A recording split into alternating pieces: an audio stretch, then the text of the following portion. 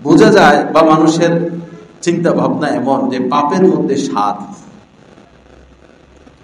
পাপের মধ্যে স্বাদ মনে করে আর কি। সুদ খাইলে লাভ, মজা, ধনী হওয়া যাবে, লম্বা সময় ফেসবুক চালাইলে, মোবাইল টিপলে সময় কাটে, কত কিছু জানা যায়, দেখা যায়।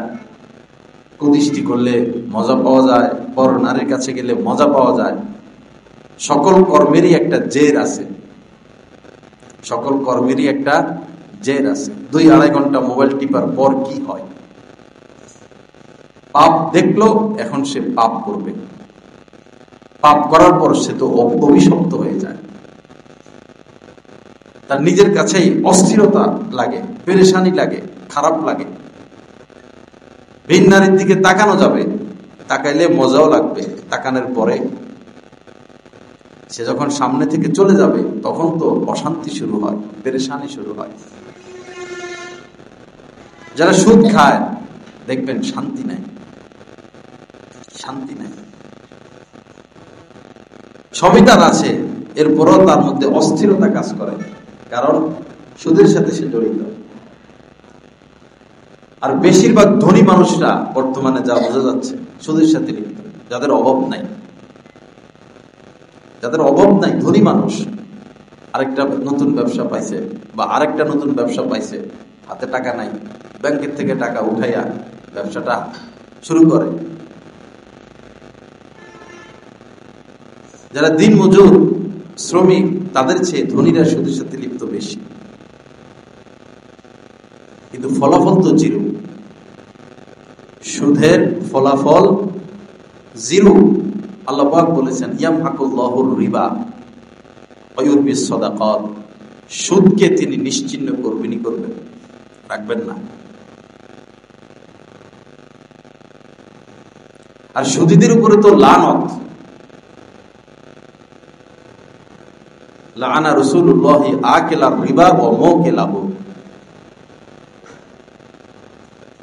এলাকার চেয়ারম্যান সাহেব বা ওসি যদি কাহার উপরে রাগ থাকে, সে তো শান্তিতে থাকতে পারে না। তার নামে মিথ্যা মামলা, সে রাত্রে ঘুমাইতে পারে না, তার উপরে এই বিপদ সেই বিপদ। আসল বিষয় হলো ওসির সাথে তার দুশ্মনী, ওসি তাকে দেখতে পারে না। 1000 কোটি ওসির উপরে যিনি ওসি, তিনি যদি কাহার উপরে অসন্তুষ্ট হয়ে যান তো তার কি উপায় হবে? আকেলার রিবা, যারা সুদ খায় তাদের প্রতি নবীজি লানত করেছেন। মোকেলা হো, যারা সুদ দেয় তাদের প্রতিও লানত করেছেন। যারা চাকরিজীবী, বিশেষ করে সরকারি, আহা কি জবাব তারা দিবে।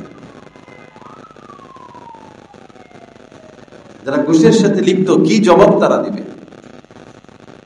বহু মানুষের লাশ তো কবর গ্রহণ করে না, লাশ কবর গ্রহণ করে না। এক কাফেলা কোথাও সফরে যাচ্ছে, পরে দেখলো যে রাস্তার পাশে গোরস্থান, একটা লাশ উপরে।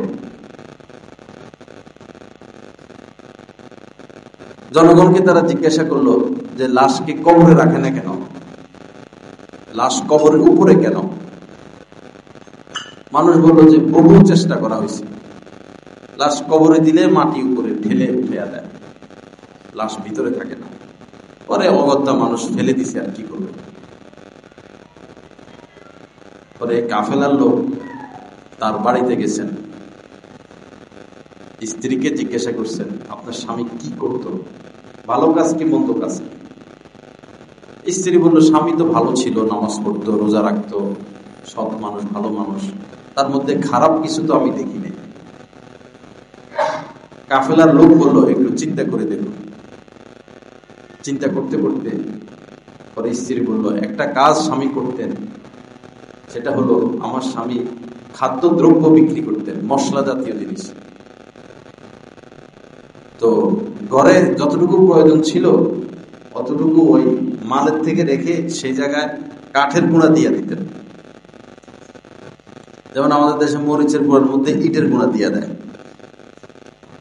এরপরে ধনিয়ার গুঁড়ার মধ্যে কাঠের গুঁড়া দিয়ে দেয়। তো তিনি শুধু এতটুকুই করতেন। পরে ওই কাফেলা লোক বলল, এই কারণেই তো তার এই অবস্থা, মাটি তাকে গ্রহণ করে না। লোভ করতে নাই, লোভ করতে নাই। দুনিয়ার কয়দিন